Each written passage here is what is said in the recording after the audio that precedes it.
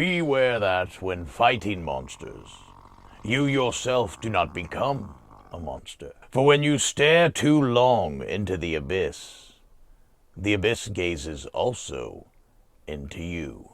Sean Payton may have ruminated too deeply on the message of the yo-yo, stared too long into its spinning abyss. For in an effort to ward against the inconsistency that he saw, he placed yo-yos in every single Saints player's locker. But instead of preventing the realization of his vision, it appears that like an episode of That's So Raven, his actions have helped to bring the very fruition of his greatest fear to light. Because when you look right now, there may not be a more confusing team than the New Orleans Saints. We're talking about wins against the Packers, the Patriots, the Bucs. I mean, the combined record of those three teams that you beat, 18-8. The combined record of the three teams you lost to, 11-15. 2 and 3 losses came in the Dome.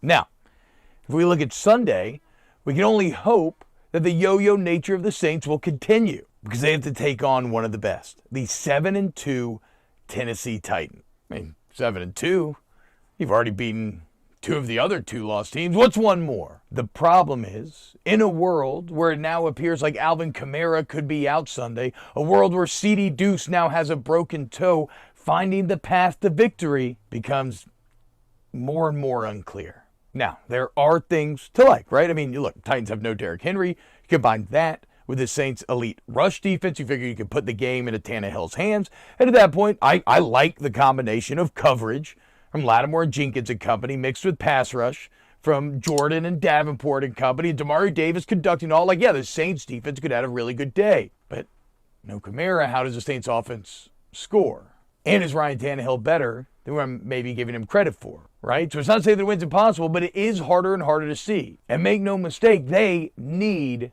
to win. Right now, the bottom of the NFC playoff picture is a swirling whirlpool of bad that is threatening to drag all to its depths those who swim too close. Right now in the NFC, there are 5 teams with only 2 losses.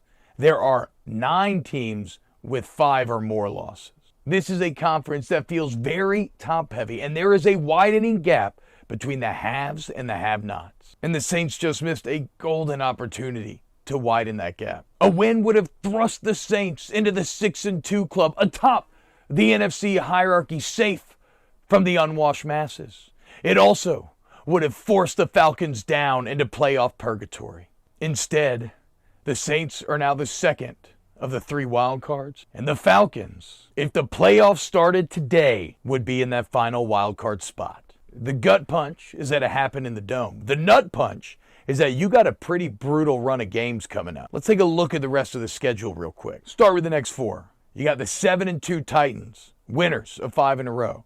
The 3-6 Eagles, which again, it's Philly, but we all know what happened last year. The 5-3 Bills, and then the 6-2 Cowboys. After that, you get a nice little AFC East sandwich. Jets, thank God. Followed by the Bucs, gross, in Tampa, late season Brady, don't love that. And then you get the Dolphins, a brief respite, then the Panthers, and then we arrive at the big one, January 9th, the 17th and final game of the year, in which the New Orleans Saints will travel to Atlanta to take on the Falcons.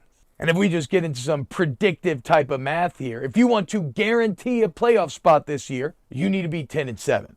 9-8, you're going to be on the edge. 10-7, I think you're getting in. What do the Saints need to do from here on out to hit that number? They must go 5-4. And when I look at that remaining schedule we just discussed, and I look at the way the Falcons are trending, and I look at the way that the Saints are trending, it starts to feel all too predictable, doesn't it?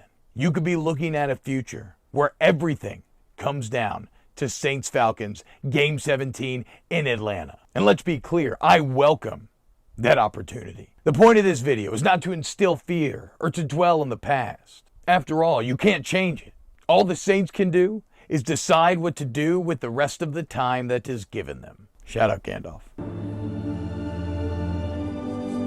And what I desperately hope that this team decides to do is to go on a run where they can exact revenge And by the end of this year, it will be them knocking Atlanta out of the playoffs to end this season. And if they're going to go on that run, it starts this Sunday with the Tennessee Titans. Who dat? Lock in, baby. Hey y'all, thanks for watching the video.